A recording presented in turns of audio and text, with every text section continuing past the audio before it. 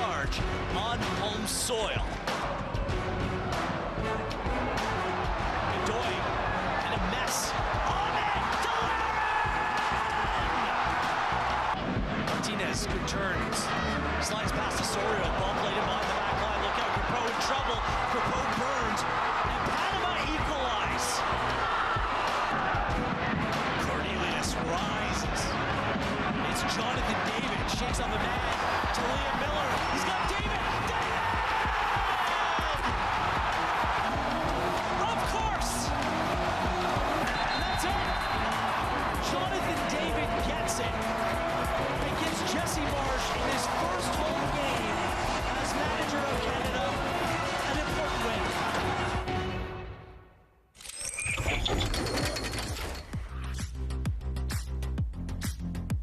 Well, the Canadians are back on the pitch, and tonight they take on Suriname. And after playing 3 straight friendlies, it's time to get down to business. Victories in the home and away matches against Suriname will send the Canadians to the Final Four of Concacaf Nations League.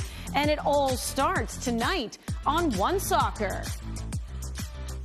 Hello, Canada, and welcome inside our OneSoccer studio. It is Matchday Live. Andy Petrulla alongside Jordan Wilson, Christian Jack, the Canadians back. And it's a bit mixed, I guess, the feelings, because there are some players who are out with injury, other players who have returned. The big absence, of course, is the captain, Alphonso Davies. A lot that we're going to dive into. But, KJ, you were just at their camp in Florida. What's the mood like? It's really good. It's really positive. I think the biggest compliment I could probably hand them is it feels like a club team.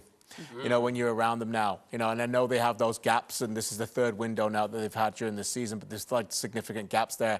And sometimes international football, you alluded to it, you don't know who's going to be in form, you don't know who's going to arrive when you get there. But right now, Jordan, they feel like the very confident group. I had a chance to sit down privately to speak to many of them, and you know, this is just a team that I don't think is arrogant or supremely confident, but they're just very, very experienced right now when it comes to these games. They don't fear anybody. Yeah, and speaking to Jesse Marsh yesterday, he just said that every time you come into the camp, they're pushing the needle, which you expect for someone like Ishmael Kone, who wasn't in the last window and is basically now playing catch-up. I love that he's challenging these players to just continually be better and to be their best self on the pitch with the squad. Yeah, you can't rush experience, and that's just exactly what they have right now, and everything that they've been through, especially when you look back to the start of qualification for the World Cup. Let's hear now from their head coach, Jesse Marsh. Coach, the quarterfinal in Suriname, what are your thoughts for the game tonight? We're excited for the match. We know that Suriname is a good team, and they did a great job to qualify to get here. We know it's a big match for them, and we know that it'll be important for us to have a good start, to take the excitement out of the game with our play. And, you know, in all ways, we want to see a mature performance from our team and a performance that sets us up for a win. Is there a game plan tonight? Of course. We will try to play to our strengths. We will try to play intensive. We know we have a very athletic and fast team, and we will try to control their important players. They have a really good attacking group, and certainly we don't want them getting out in transition and causing us problems. So our discipline and organization will be important. Good result for tonight? Yeah, we're excited. So we'll give our best foot forward and be ready for a good match. Good luck. Thank you. Thank you. So a lot going on within that Canadian camp, as mentioned, with the injuries. Liam Miller's out, Derek Cornelius, Alphonso Davies not here. But yes, Alistair Johnston has returned as well. You mentioned Kone. He's back in the lineup. And what we're going to see in net is a different face as well, KJ. And it's going to be Dane St. Clair over Max Crepeau. What do you make of that? I think it's a bit of a surprise. Now, obviously, there's a lot of reasons why he's gone this way. St. Clair's playing well in the MLS playoffs, came through 2 shootouts. Maxime Crepeau isn't playing in the playoffs and didn't play late in the games either. So I know that that's been a bit of a difficult transition for Max. Every time I speak to Jesse, he always says these guys are not 1-2, they're 1A, 1B, and it might be just exactly the same at 1. So it's a big moment for Dane St. Clair. He's played in games for Jesse Marsh, but he played in that first game against the Netherlands. Wasn't his fault, but they got beat 4-0. He didn't get a chance in Copa America because Maxime Crepeau played so well until the third, fourth playoff game. And then he gets that Mexico game. So that he's obviously got his opportunities, Jordan, but not competitively. So this is a really big moment, and it feels like that if he plays well, his net will be there again on Tuesday. It doesn't feel like it's one game each at the moment. Yeah, it's one of those things for goalkeepers when you come into these situations where you can show your manager that you can be trusted, but you have to keep proving that and over again. And that's the position that Dane St. Clair is in. We saw him in Mexico when he played against Mexico and just how well he's done, and he's great between the sticks. But you just have to make sure that that manager, when they look at you, that you're ready to answer that call. Derek Cornelius dealing with torn cartilage in his chest. Joel Waterman gets the start here tonight. What are you expecting? Yeah, you got to be aggressive, but intelligent, right? You can't just be pressing all the time. You got to pick the moments. In this system, KJ, Jesse Marsh even spoke about it yesterday, is that a lot of times as a center back, you come away from the pressure and you open up space. Jesse Marsh wants you high up the pitch, getting in people's faces. He's challenged Waterman as well to rely on your pace, to be a guy that's smart in your position, but to dominate that area. I think him with Bombito, you can't just go and be a World Cup team with two center backs and Morris Bombito and Cornelius. You need someone else. Waterman, this is the opportunity tonight to show what he's worth. Yeah, it's an interesting move because Bombito will play on the left-hand side, which will be a little bit closer to who we believe is Suriname's best player, which is Geraldo Becker. So maybe that helps a little bit because Becker's got fast, he's powerful, he can break away in transition, and Bombito might be able to cover on that side where Derek Cornelius is obviously a huge loss. Kamal Miller is just a little bit like his teammate in Portland, Maxime Crepeau, although a little bit less. I think he's just out of form and just hasn't played for a while.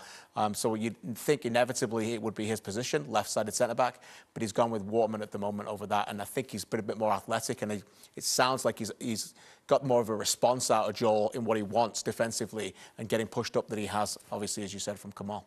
Last game for the men, that was a friendly Panama. 2-1 was the final, and it was the guys that you expect to score in Jonathan David, Kyle Larin. Kyle Larin will be on the bench tonight. It will be Tani Oluwase who's getting the start. What kind of opportunity is this for him, and what does he bring to the attack? Well, first of all, Larin's on the bench because he's not 100%. So when I was at training this week, he was working on his side, but then Jesse Marsh told us yesterday that he's actually trained fully and he's fine now. So he has just been a little bit behind. So this is not a tactical thing. It's not, okay, my joint top scorer, you're on the bench, you're not scoring enough goals in the club. He would have been playing, I think, and we will expect him to see him. But when you talk about opportunity, I mean, for Tani, it's only his second start. Yeah. And what he does is, I think, it's an opportunity for him is to spread that back line. And what you've got with him is you've got players who will run beyond Jordan. He's not going to come to the ball too much. You want to create that space for Jonathan David to work inside and work with him as well. Ultimately, he's very different to Jonathan David. He brings pace and power, but will stretch that back line to operate and allow that space for David to win, which is what Larin does very well in the quiet. Absolutely, but pace and energy, that's why you're in the squad. You have to make sure every time you play this game that your X factor is shown, and that's what he brings, pace, stretch them. Even when you watch him, the times that he's chipped in at Copa America, it's putting pressure on center backs to find these loose bits, and sometimes you need a player like that in the 60th minute, but I'm delighted that he's starting today because you get that whole match to really show what you can do. All right, so let's take a look at Canada's starting 11, brought to you by GE, and we mentioned a lot of those players. Dane St. Clair getting the start in goal. Joel Waterman will be filling in for Derek Cornelius. Kone's back, so Ali Ahmed once again getting the start. Liam Miller with that torn ACL out for the season. Alistair Johnston as well is back. So a little bit of the good, a little bit of the bad, and I guess the big bad is the big glaring absence there at left back. Richie Larea will be filling in that spot, KJ. No captain, no Alphonso Davies. How concerned are we? Well, physically, I don't think we're too concerned. I expect him to be playing in his next match for Bayern Munich, but I think it's an interesting story, right? First of all, I was interested to find out that, they announced it as fatigue when easily could have been announced that he's injured. A lot of other international teams have done that to protect their players in the past. We saw Alistair Johnston miss the last window and then play the next game for Celtic, and he had a niggle. Alphonso Davies will have niggles. He's played 18 games in 10 weeks, okay, and he had 2 weeks off between a grueling summer of Copa America and then playing again for Bayern. And he's got the decision of his football career coming up in January to figure out where he's going. He's got a lot going on. That being said, I understand why people want him here, and he's going to be missed, right? But it's a difficult time for him, and this is not just to him. It's a lot of players right now in world football who are, playing too many games at the club level. Champions League games have added more games again this season. International football has stayed the same, yet it's suffering. It's the biggest talking point in world football, right? Too many games, too many players getting injured, players coming out and saying, you could pay us less if we stop playing as many games. I think with Alphonso Davies, people are just talking about the last window when you only had one game that didn't really mean much. Maybe that was the time to miss, but then I would also argue that he didn't have so many games at that point. Yeah. Maybe want to come in. I'm sure he felt at that time he was coming He felt to this great, one. Yeah. right? So it's just like in football, you can't really go and plan a month ahead, and sometimes it's how things are. But I think it's all said and done. You get a win today, and he's there for the next window. Everything's fine. But if they lose today, there's questions. Yeah, that's the Canadian story side of it, right? It's just Alphonso Davies missing from this lineup. But the bigger soccer story, of course, is what is happening in the world of football. That I think England had like 9 players drop out of the squad. So it's club versus country. I mean, that's something we can get into later in the show, and I'm sure it's something we'll be talking about for months and years to come, just because of the congestion of the schedule. But the here and now, it's Canada versus Suriname, and they'll do so without their captain in Alphonso Davies. And this is a club, you know, the last time they played World Cup qualification, 2021, a lot of people were questioning whether or not Canada could win, KJ. We know they did. Are we still having those feelings now, 3 years later? Look, Canada, this will not be an easy game for them. These are not easy. They will be, I think, fully aware of what Suriname are. They're a technical team. They're strong. We mentioned Becca. Denzwell's very good as a centre-back. Happing's a lot of pace. They've got players here. Teams have struggled there. Costa Rica didn't win. Mexico won narrowly there.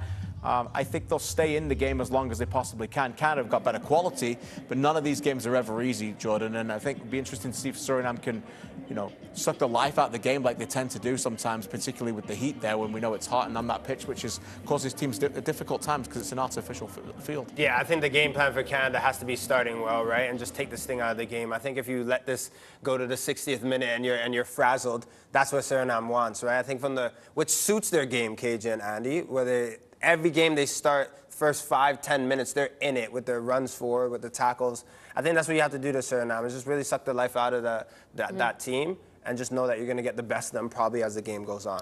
One thing that I think a lot of Canadian fans, though, feel confident in is that Mexico came at them, Panama came at them, tried to get under Canadian skin, tried to wear them down. And again, it goes back to that word experience and the fact that they've kind of been there, done that, and they don't seem as rattled. Richie Laryea wasn't giving into what Panama was doing. Richie Laryea? Unreal, right? Love it.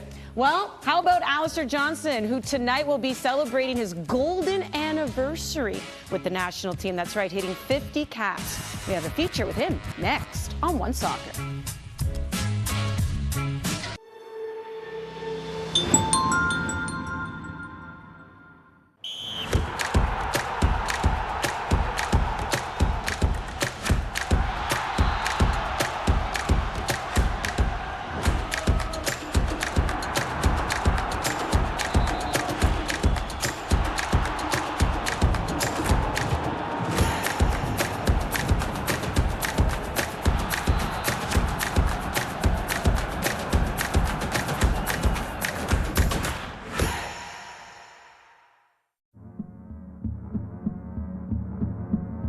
Gatorade, with electrolytes to help replenish what's lost in sweat, carbs to help fuel your working muscles, and fluids to help you hydrate. Scientifically formulated so you never stop competing. I do this for my town, my time, my time. None of you people can tell me to stop. Rehydrate, replenish, refuel. Gatorade. Canadian soccer fans, we're different. We cheer on the Reds while cheering out our motherlands and each other's lands. Soccer is in our hearts. Our roots are on display. Not to divide, but to unite. Because to us, soccer's more than just a game. It's who we are. From coast to coast to coast, it connects us all. Cheers to us. Cheers to the game. What makes a Burnbrae egg a Burnbrae egg?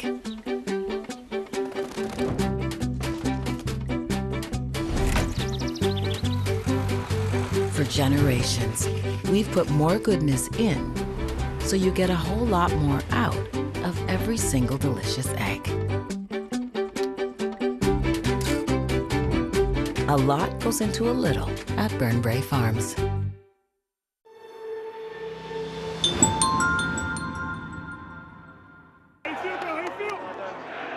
No words, man, no words. Dreams come true. It's hard to even fathom this one. Look, listen.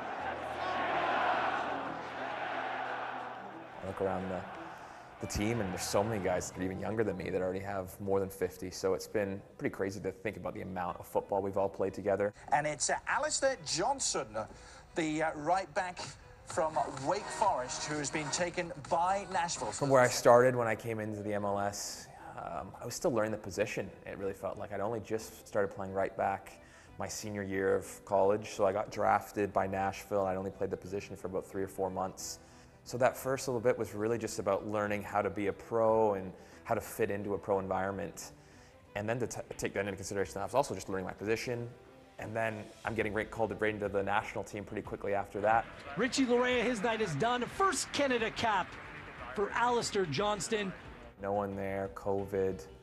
It was just such a different time then. It was such a different time. And again, we were at such a different part of our journey compared to where we are now. Now I'm a little bit older, 26, getting up there in the football world.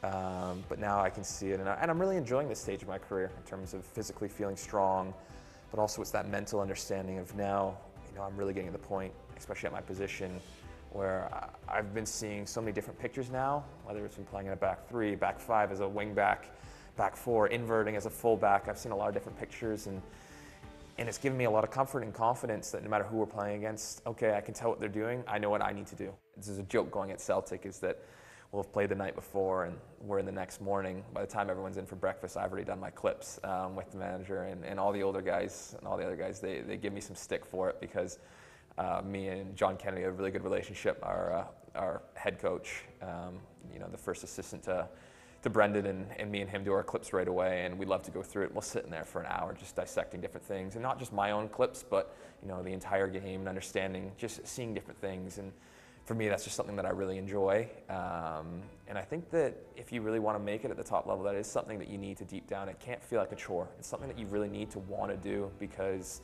that is the little percentages that can elevate you to that next level. And I definitely think that it's helped me for sure.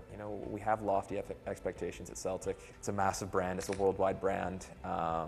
So to be able to do that in the European stage, especially with the past couple of results that we've had, we put ourselves in a really good position with this new Champions League format, and I've been lucky enough as well to wear the armband now. And again, I think it was one of those ones where it wasn't lost on me how big of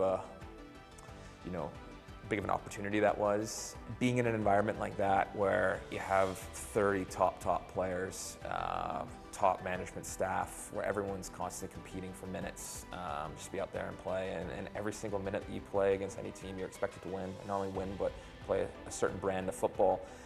Puts a lot of expectations on you, and it's something that I've learned to live with and enjoy. And you have to understand that it's going to take a mental and a physical toll on you, but then when you come back here and you bring that same hunger, you can see it. I mean, we've had so many guys moving around and moving to these massive clubs, massive leagues, and you can see just the level of intensity and professionalism and just competitiveness has just gone up. You need to have players playing in these competitive environments so that when they come back here, it's not a vacation. It's not, I get to come home and see family for the first time. It's no, I'm here to go and win games and lift trophies. Well, he's been lifting trophies with his pro club. Obviously, he'd love to do that with his national team. Winning these 2 games against Suriname will give them an opportunity to do that. Final 4 here. This is the Concacaf Nations League quarterfinals. 50 caps for Alistair Johnston. In such a short period of time, what's allowed him to accomplish this? Yeah, it's remarkable when you think we showed that video of him coming on there back in the COVID time.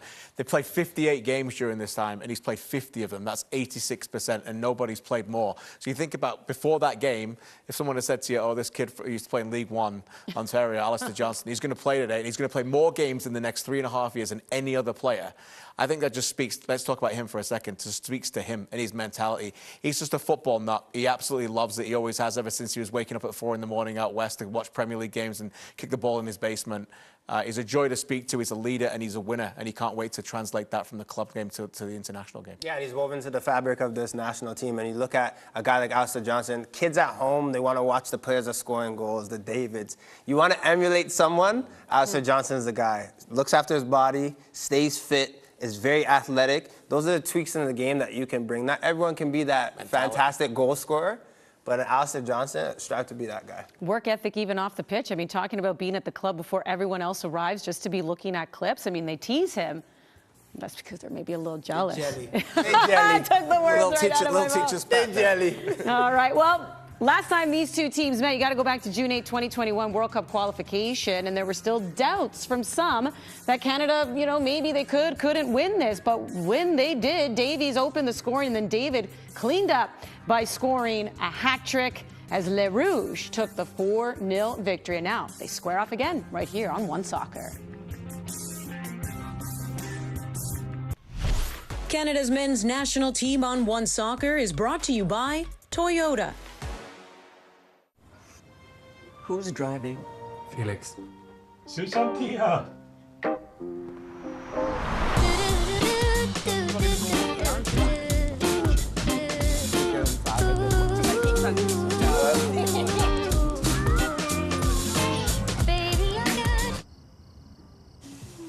Their safety is important, especially when you can't be there. It matters to you. It matters to us. Life's better with extra space. Space for family. Space for memories. Space for you. Try 4 weeks free. Access Storage, proud partner of Canada Soccer. CanadaSoccerStore.com is the official home for the widest range of Canada Soccer licensed products, match jerseys, and fanwear. What you doing up there, buddy? Observing, helping. You could take note. And the elf costume? What about it? Need a nutcracker? Oh, this one goes to 11. Yeah. Fuzzy, they'll love it. Susan, that green really makes your eyes pop. Need help with decorations? It's a bit much.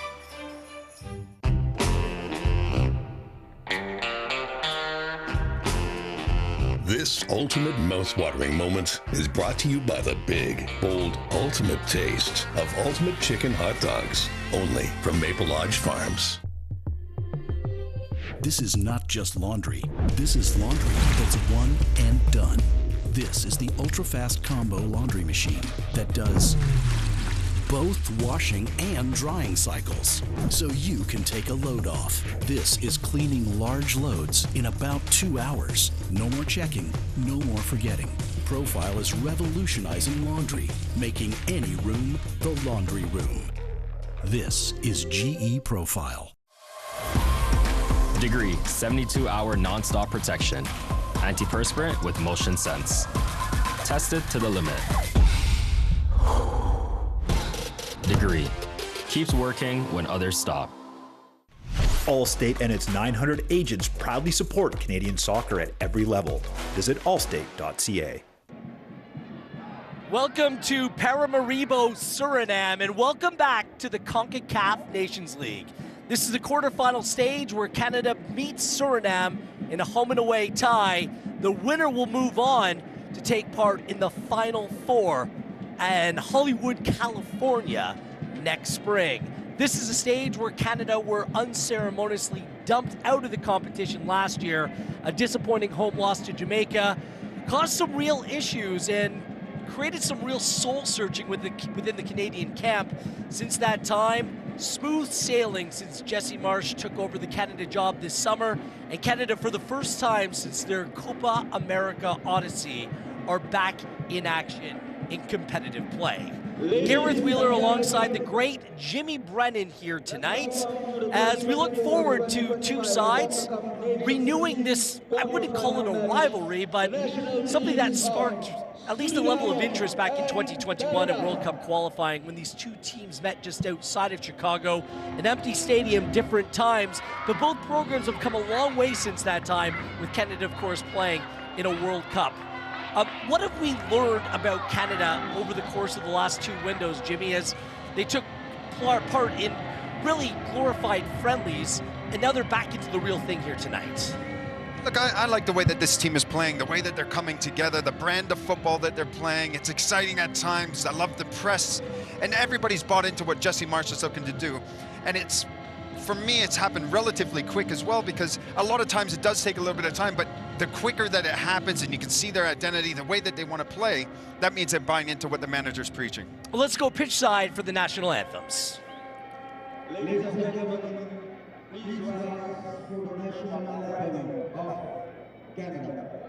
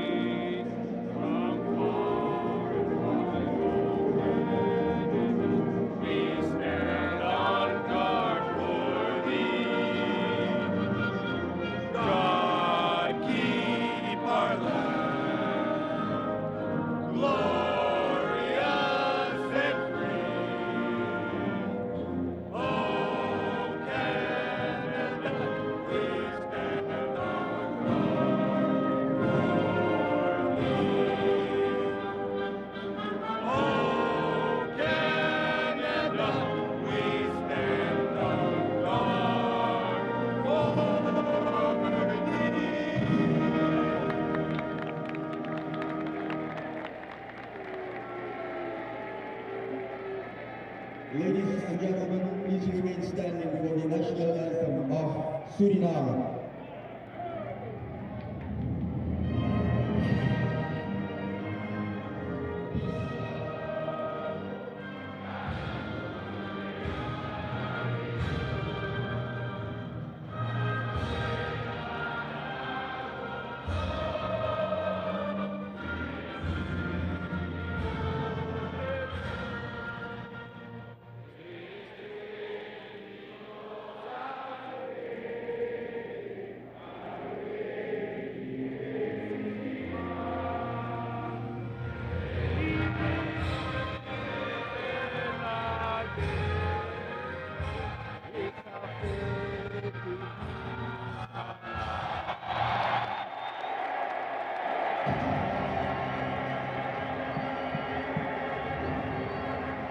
A big occasion in Paramaribo and the first visit to Suriname for a Canadian men's national team. Suriname ranked 136th in the world, advanced to the quarterfinal stage, playing a difficult group stage, advancing as the best